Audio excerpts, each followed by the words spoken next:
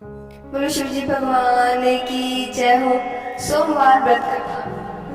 पहले समय में किसी एक नगर में एक धनी व्यापारी रहता था। दूर दूर तक उसका व्यापार फैला हुआ था। नगर के सभी लोग उस व्यापारी का सम्मान करते थे। इतना सब कुछ से संपन्न होने के बाद भी व्यापारी बहुत दुखी था, क्योंकि उसका कोई पुत्र नहीं था, जिस कारण अपनी मृत्यु के पश्चात व्यापार के उत्तराधिकारी की चिंता उसे हमेशा सताती रहती थी।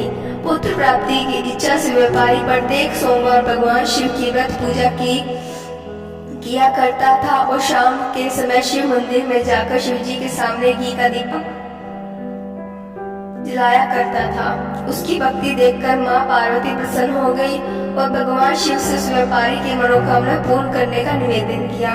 भगवान शिव बोले, इस संसार में सबको उसके कर्म के अनुसार फल की प्राप्ति होती है। जो प्राणी जैसा कर्म करता है उसे वैसा ही फल प्राप्त होता है। शिव जी द्वारा समझाने के बावजूद माँ पार्वती नहीं मानी और उस व्यापारी की मनोकामना पूर्ति हेतु वो शिव जी से बार बार अनुरोध करती रही। अंततः माता के आग्रह को देखकर भगवान भोलेनाथ को उस व्यापारी को पुत्र प्राप्ति का वरदान देना पड़ा। वरदान देने के पश्चात भोलेनाथ माँ पार्वती से बोले, आपके आग्रह पर मैंने पुत्र प्राप्ति का वरदान तो दिया है, परंतु उसका यह पुत्र 16 वर्ष से अधिक समय तक जीवित नहीं रहेगा। उसी रात भगवान शिव उस व्यापारी के स्वप्न में आए, उसे प्राप्ति का वरदान दिया और उसके पुत्र के 16 वर्ष जीवन की रहने की बात बताई। भगवान के वरदान से व्यापारी खुशी तो हुआ, लेकिन पुत्र की अल्पायु की चिंता ने उस खुशी को नष्ट कर दिया। व्यापारी पहले की तरह सोमवार के दिन भगवान शिव का विधिवत व्रत करता रहा। कुछ महीनों के बाद उसके घर में अति सुंदर बालक जन्म लिया। घर में खुशियां भर गई। बहुत धूमधाम से पुत्र जन्म का समारोह मनाया गया, परंतु व्यापारी को पुत्र जन्म की अधिक खुशी नहीं हुई, क्योंकि उसके पुत्र की अल्पायु का रहस्य का पता था। जब पुत्र 12 वर्ष का हुआ तो व्यापारी ने उसके मामा के साथ पढ़ने के लिए वाराणसी भेज दिया। लड़का अपने मामा के साथ शिक्षा प्राप्ति हेतु चल दिया। रास्ते में जहाँ भी मामा भांजा विश्राम हेतु रुकते, वहीं यज्ञ करते और ब्राह्मणों को भोजन कराते। लंबी यात्रा के बाद मामा और भांजा एक नगर में पहुंचे। उस दिन नगर के राजा की कन्या का विवाह था, जिस कारण पूरे नगर को सजाया गया था।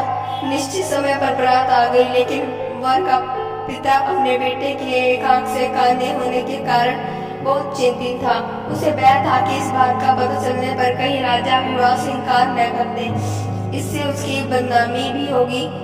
जब वर के पिता ने व्यापारी के पुत्र को देखा तो उसके मस्तिष्क में एक विचार आया। उसने सोचा, क्यों न इस लड़के को दूल्हा बनाकर राजकुमारी से विवाह करवा दूं।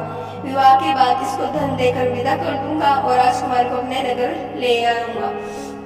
वर के पिता ने लड़के के मामा से इस संबंध की बात की। मामा ने धन मिलने के लालच में वर के पिता की बात स्वीकार कर ली। लड़के को दूल्हे का वस्त्र पहनाकर राजकुमारी से विवाह करा दिया गया। राजा ने बहुत सारा धन देकर राजकुमारी को विदा किया। शादी के बाद लड़का जब राजकुमारी से साथ लौट रहा था तो वह सच नहीं छिपा सका और उसने राजकुमारी की ओढ़नी पर लिख दिया, राजकुमारी, तुम्हारा विवाह मेरे साथ हुआ था। मैं तो वाराणसी पढ़ने के लिए जा रहा हूँ और अब तुम्हें जिस नवयुवक की पत्नी बनना पड़ेगा वह कान्हा है। जब राजकुमारी ने अपनी ओढ़नी पर लिखा हुआ पढ़ा तो उसने कान्हा लड़की के साथ जाने से इनकार कर दिया। राजा सब बातें जानकर राजकुमारी को महल में रख लिया। उधर लड़का अपने मामा के साथ वाराणसी पहुंच गया और गुरुकुल में पढ़ना शुरू कर दिया।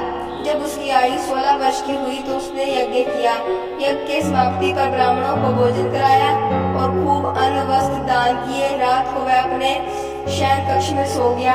शिव के वरदान के अनुसार शयनावस्था में ही उसके प्राण पखड़ू उड़ गए। सूर्योदय पर मामा मृत भांजे को देखकर रोने पीटने लगा। आसपास के लोग एकत्र होकर दुख प्रकट करने लगे। लड़के के मामा के रोने विलाप करने के स्वर से गुजरते हुए भगवान शिव और माता पार्वती भी सुने। पार्वती ने भगवान से कहा, प्राणनाथ, मुझे इसके रोने की स्वर सहन नहीं हो रहे हैं। आप इस व्यक्ति के कष्ट को अवश्य दूर करें। भगवान शिव ने पार्वती के साथ अदृश्य रूप में समीप जाकर देखा तो भोलेनाथ पार्वती बोले, यह तो उसी व्यापारी का पुत्र है जिसे मैंने 16 वर्ष की आयु का वरदान दिया था। इसकी आयु पूरी हो गई है। माँ पार्वती ने फिर भगवान शिव से निवेदन कर बालक को जीवन देने का आग्रह किया।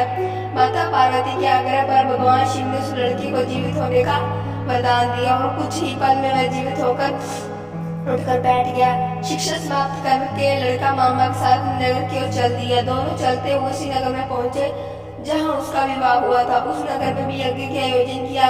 समीप से गुजरते हुए नगर के राजा ने यज्ञ का आयोजन देखा तो उसने तुरंत ही लड़के और उसके मामा को पहचान लिया।